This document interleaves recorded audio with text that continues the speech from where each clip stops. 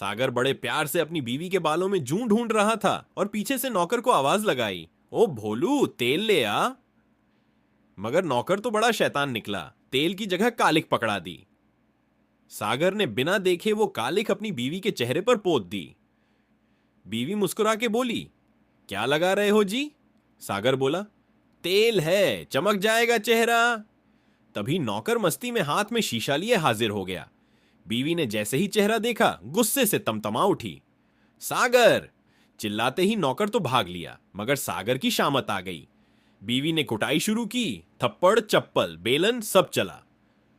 मारते मारते उसे पिंजरे के पास ले गई और बोली, भोलू, पिंजरा खोल। नौकर ने डरते डरते पिंजरा खोला और बीवी ने सागर को जोर की लात मारकर अंदर धकेल दिया। अब सागर पिंजरे में और बीवी बाहर।